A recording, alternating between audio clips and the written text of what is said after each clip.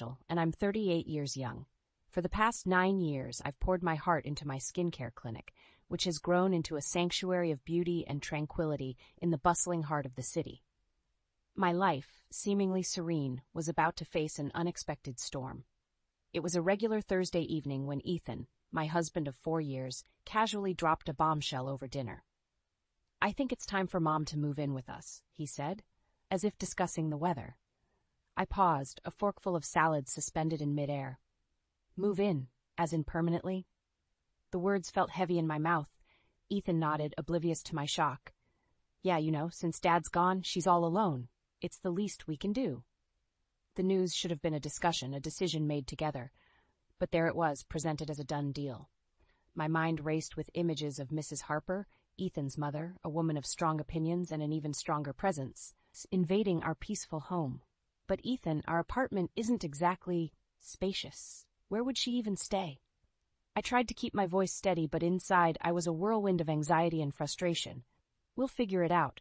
It's important to me, Anna." His tone left no room for argument. I wanted to protest, to explain that this wasn't just about physical space, but about our space, our sanctuary. But I saw the resolve in Ethan's eyes, and something inside me deflated. "Okay," I sighed. "If it's just for a while, we can make it work." Ethan smiled, relieved, but I couldn't mirror his sentiment. That night I lay awake, staring at the ceiling, a sense of foreboding creeping over me. The following week, Mrs. Harper arrived, not with a suitcase, but with a moving company. Boxes upon boxes cluttered our once serene living room, and my heart sank. This was not temporary. It was a complete upheaval. "What's all this, Mrs. Harper?" I asked, trying to mask my dismay with a polite smile. "Oh, darling, I sold the house. This place is much nicer, and I thought, why not?" she chirped, her voice too cheerful for the gravity of the situation. I turned to Ethan, searching for an explanation, but he just shrugged. "Mom needs to be comfortable," he said. That night, as I squeezed past the boxes to reach my own bed, I realized the invasion had just begun. My home, my sanctuary, was slipping away, and with it, a part of my soul screamed in protest.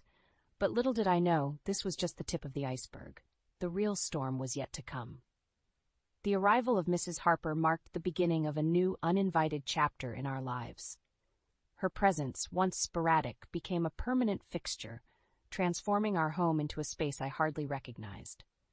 One evening, about a week after her arrival, I found Ethan and his mother in the midst of a lively conversation in the living room, now cluttered with Mrs. Harper's belongings. "Anna, come join us," Ethan beckoned, his tone unusually cheerful. As I approached, Mrs. Harper's eyes scanned me with a mixture of curiosity and judgment. "Anna, dear, I was just telling Ethan how cozy this place is. Much better than living alone in that big old house." "Ethan, we talked about this being temporary," I whispered, trying to keep my composure. He brushed off my concern with a wave of his hand. "Mom's happy here. Isn't that what matters?" The conversation turned to mundane matters, but I felt a knot tighten in my stomach. This was not the agreement. This was not the life I had envisioned.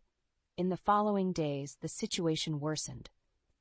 Mrs. Harper, with her lavish tastes and disregard for boundaries, treated our home like her personal playground.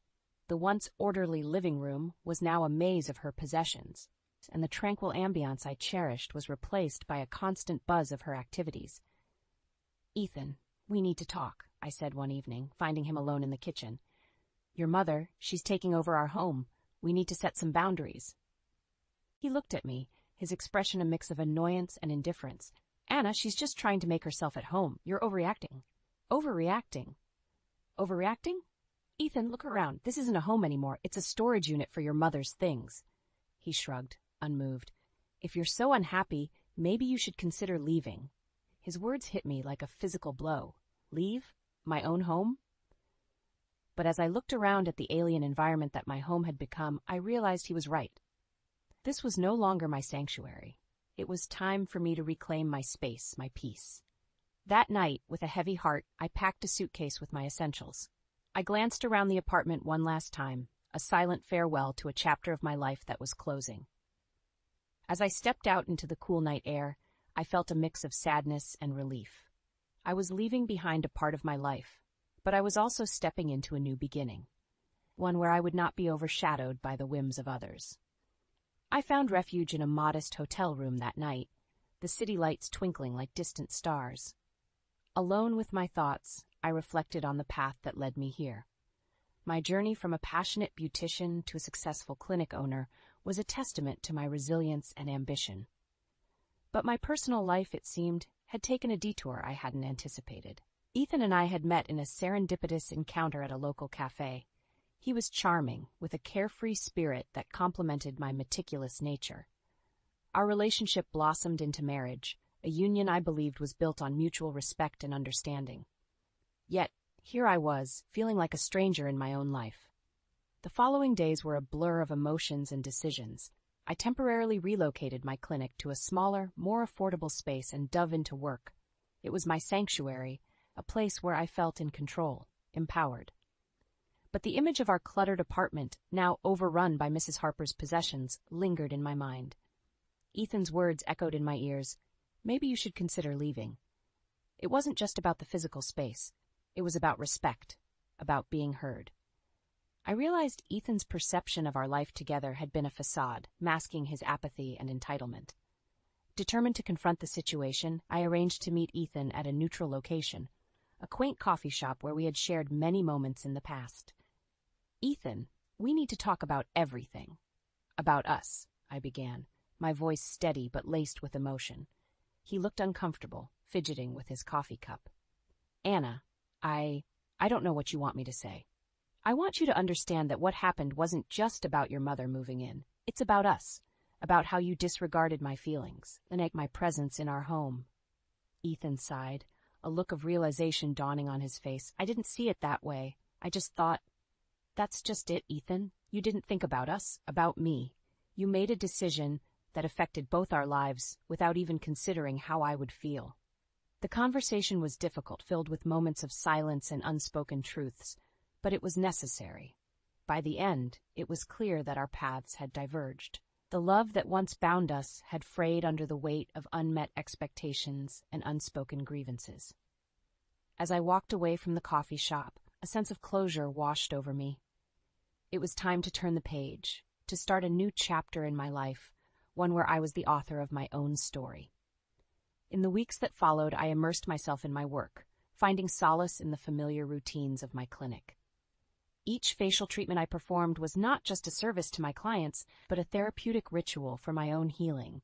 Yet, in the quiet moments, my thoughts drifted back to Ethan and the life we had shared. It was during one of these reflective moments that my phone rang. Ethan's name flashed on the screen, a jolt to my newfound tranquility. I hesitated but answered. "Anna, we need to talk." Ethan's voice was tense, a stark contrast to his usual nonchalance. I agreed to meet him at our apartment, a place I hadn't returned to since the night I left. Stepping back into the apartment was like entering a time capsule, each room a reminder of the dreams and plans we had woven together. Ethan was waiting, his posture rigid, a nervous energy about him. "Anna, I've been thinking a lot since our last talk. I realize I've been inconsiderate." "Inconsiderate is an understatement, Ethan." My response was calm but firm. He nodded, accepting the rebuke. "I know, and I'm sorry, truly, but I want to make things right. Can we start over?" The offer hung in the air, heavy with the weight of our past. Part of me yearned for the comfort of what was familiar, of the love we once shared, but another part, stronger and more resolute, knew that some paths, once diverged, cannot be rejoined. "Ethan, I appreciate your apology, and I believe you're sincere, but too much has changed. I've changed. We can't just erase what happened and start over." He looked crestfallen, the reality of my words sinking in. "I guess I was hoping. But you're right. I just wish things could have been different." As I left the apartment for the last time, I felt a chapter closing behind me. It was a chapter filled with love, learning, and ultimately letting go. The pain of the past was still there, but it was now a part of the tapestry of my life, a tapestry I was weaving with new threads of strength and independence. As the days turned into weeks, my new reality began to take shape. I poured my energy into revitalizing my clinic, introducing new services and workshops that resonated with my own journey of self-care and empowerment. My clients, new and old, embraced these changes, and I found joy in their transformations, both skin deep and beyond. The clinic became more than just a business.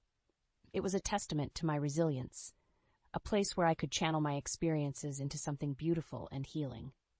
My confidence grew, not just as a businesswoman, but as an individual forging her path. It was during this period of growth that Ethan re-entered my life, albeit in a way I hadn't anticipated. One evening, as I was closing the clinic, my phone buzzed with a message from him. Hesitant, I opened it to find a plea for help. "Anna, I'm in trouble. Can we talk?" The message was vague, but something in the tone suggested a seriousness I couldn't ignore. We agreed to meet at a local park the following day, a neutral ground amid the autumn leaves. Sitting on a park bench, Ethan looked different. The carefree demeanor was gone, replaced by a weariness that seemed to weigh on him.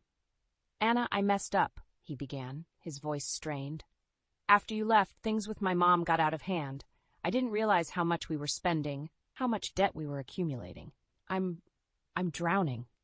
His words were a confession, an admission of the chaos he had found himself in. As he spoke, I felt a mix of emotions, surprise, sympathy, but above all, a reaffirmation of the decision I had made to leave.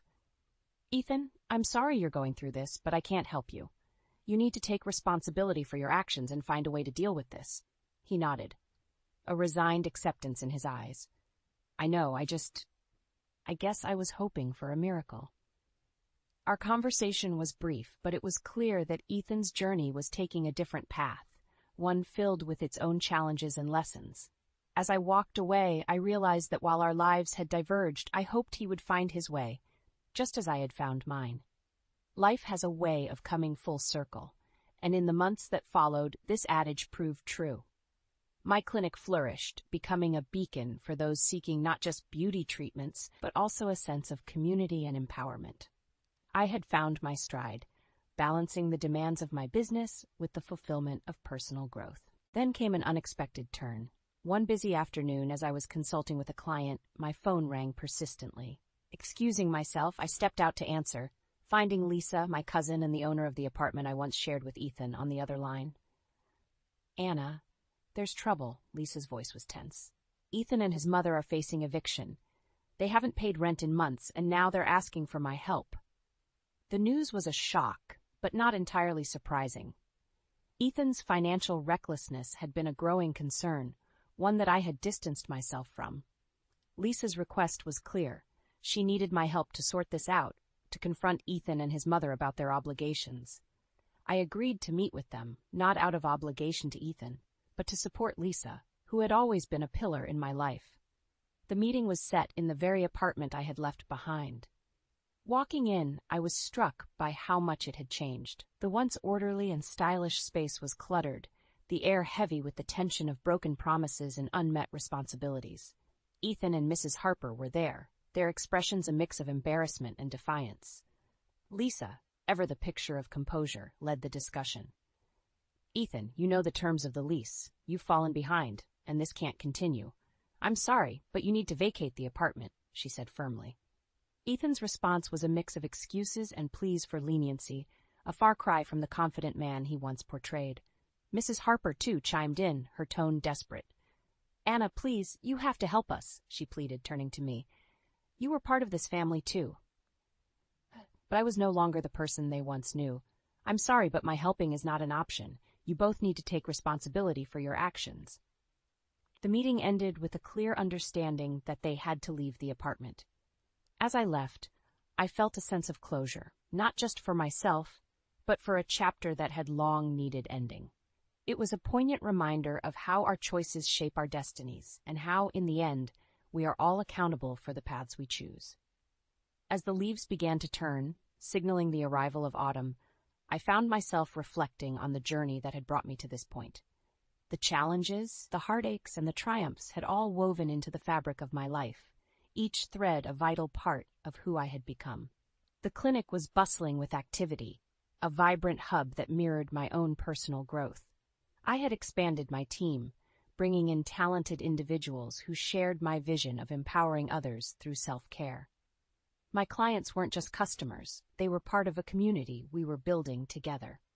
One crisp morning, as I sipped my coffee, I opened a letter from Ethan. It was brief, a simple acknowledgement of our divorce being finalized. The words were formal, but in them I sensed a tone of regret, perhaps even a hint of gratitude. I set the letter aside, feeling a sense of peace. Our chapter had ended, but our stories continued, each on our own path. In the solitude of my apartment, now a cozy sanctuary that reflected my tastes and ambitions, I contemplated the lessons I had learned. I had discovered an inner strength I never knew I possessed, a resilience that had carried me through the storm. I had learned the importance of boundaries, of speaking up for oneself, and of the courage it takes to walk away from situations that no longer serve us. My thoughts turned to Ethan and Mrs. Harper. Despite the pain they had caused, I harbored no ill will. I wished them well on their journey, hoping they would find their own lessons in the choices they had made. Looking ahead, I felt a surge of excitement for the future. My dreams for the clinic were evolving, with plans to collaborate with local charities and expand our wellness programs. Personally, I was open to new experiences, to the possibilities of love and companionship, but on my terms, with the wisdom gained from my past. As I closed the door to my apartment, stepping out into the brisk morning air, I felt a profound sense of gratitude. Life, with all its unpredictability, was a beautiful, ever-changing tapestry. I was ready to embrace whatever came next, to weave new dreams and adventures into the story of Anna Mitchell.